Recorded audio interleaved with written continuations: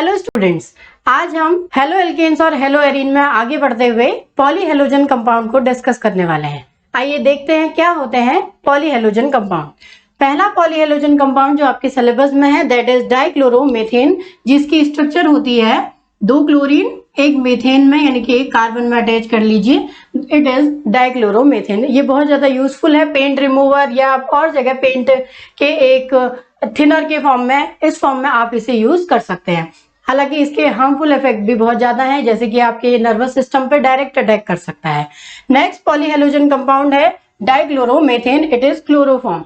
जैसे कि क्लोरोफॉर्म को हम बड़े अच्छे से जानते हैं, पुरानी फिल्मों में हमने बहुत ज्यादा देखा है कि अगर किसी को किडनैप करना है तो रुमाल में क्लोरोफॉर्म छिड़को, सूंघाओ और उसको किडनैप करके ले जाओ या कहीं भी उसको पहुंचा दो। तो क्लोरोफॉर्म एक ऐसे प्रोडक्ट के रूप में यूज होता है जो कि आपको बेहोश कर सकता है। पुराने समय में इसे एनेस्थीसिया के फॉर्म में भी यूज किया जाता था। ऑपरेशन थिएटर में ले जाओ, क्लोरोफॉर्म सूंघाओ और उसको बेहोश कर दो। लेकिन बाद में इसका इस्तेमाल बंद हो गया। बंद होने का रीजन ये था कि क्लोरोफॉर्म में एक प्रॉब्लम है। क्लोरोफॉर्म में अगर ऑक्सीजन कहीं से अशुद्धि के रूप में आ गया या ये ऑक्सीजन के डायरेक्ट कांटेक्ट में आ गया तो ये क्लोरोफॉर्म को phosgene gas that is COCl2 इसमें कन्वर्ट कर देता है। और फॉस्जीन गैस बहुत ज्यादा हार्मफुल है। अगर ये हमारे अंदर चली गई तो नसों में बहुत ज्यादा खून के ब्लड के सर्कुलेशन को बहुत ज्यादा प्रॉब्लमेटिक कर देती है और नसें फट तक जाती हैं और बहुत पेनफुल डेथ इससे हो सकती है। इसीलिए क्लोरोफॉर्म को अगर हम लैब रिएजेंट के फॉर्म में भी यूज करें तो इसमें बहुत ज्यादा प्रिकॉशंस हम लेते हैं। जैसे इसे काले रंग की बॉटल में स्टोर करके रखा जाएगा या इसके अलावा इसमें काले रंग की डाट लगा दी जाएगी और इसे सन से बहुत ज्यादा दूर रखा जाएगा, बंद एलमीरा में इसको रखा जाएगा। और उसके अलावा एक और प्रिकॉशन हम ले सकते हैं। अगर हम इन सारी प्रिकॉशंस के बावजूद भी फॉस्जीन गैस में अगर क्लोरोफॉर्म बाई चांस कन्वर्ट हो जाए तो किसी के लिए बहुत ज्यादा हार्मफुल ना हो, इसके लिए हम क्लोरोफॉर्म में कुछ ड्रॉप्स एथिल अल्कोहल की मिला देंगे। जो ये एथिल अल्कोहल है ये फॉस्जीन के साथ रिएक्शन करके एक कम हार्मफुल या नॉन हार्मफुल गैस में इसे कन्वर्ट कर सकता है। जैसे ही फॉस्जीन गैस के साथ इसकी रिएक्शन होगी, फॉस्जीन गैस इज COCl2, जैसे इसकी रिएक्शन इसके साथ होगी 2 एथिल अल्कोहल लेने पड़ेंगे और ये बनाएगा COC2H5 और COC2H5 और 2 HCl यहाँ रिमूव हो जाएंगे। तो ये जो प्रोडक्ट बना COOC2H5, ये प्रोडक्ट कम हार्मफुल गैस होती है जो कि फॉस्जीन के कुप्रभाव को कुछ कम कर सकती है। नेक्स्ट पॉली हेलोजन कंपाउंड है ट्राईआइडोमेथेन, जिसे हम आइडोफॉर्म भी कहते हैं।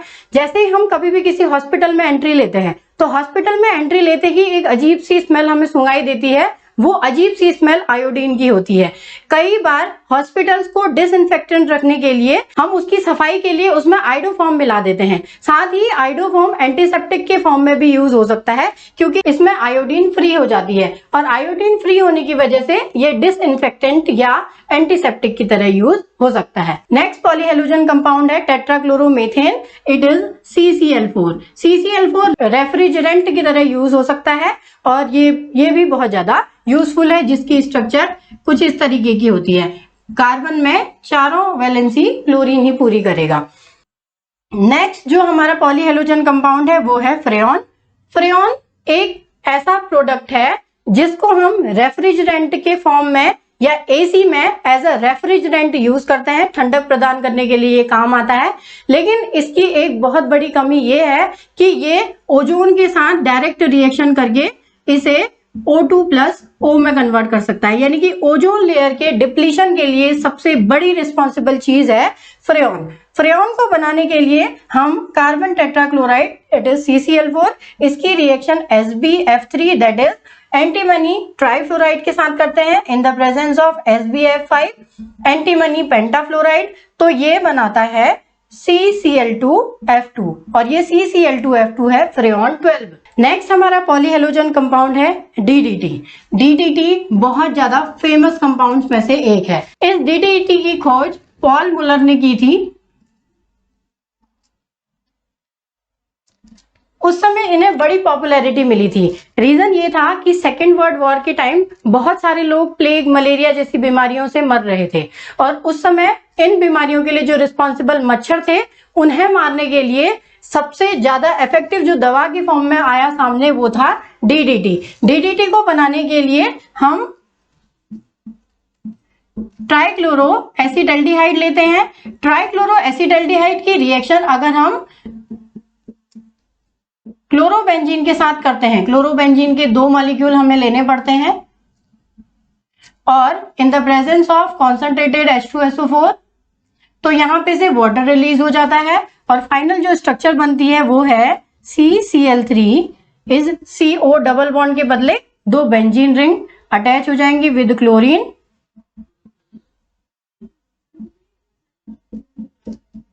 और यहां पर H आ जाएगा।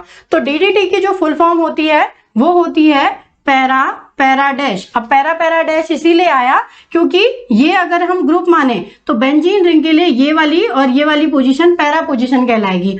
अगर मैं इस पोजीशन को पैरा कहती हूं तो इस पोजीशन को पैरा डैश कह लूंगी, इसीलिए पैरा पैरा डैश। डाइक्लोरो फिर डाइफेनिल क्योंकि 2 फेनिल ग्रुप हैं, डाइफेनिल या डाइफेनाइल, फिर ये ट्राइक्लोरो क्योंकि 3 क्लोरीन है यहां पर इसीलिए ट्राइक्लोरो और 2 कार्बन है इसीलिए एथेन।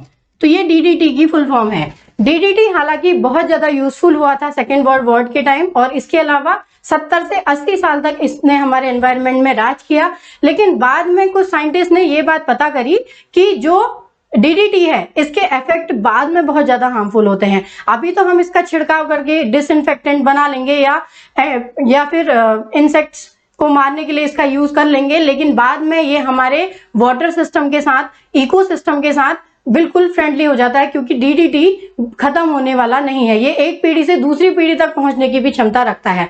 इससे कई हार्मफुल इफेक्ट हमारे पक्षियों के लिए, चील के लिए, कौवों के लिए, इन सब के लिए हुए, इसीलिए बाद में डीडीटी को बैन कर दिया गया। आई होप आपको ये वीडियो पसंद आई होगी। Thanks for watching.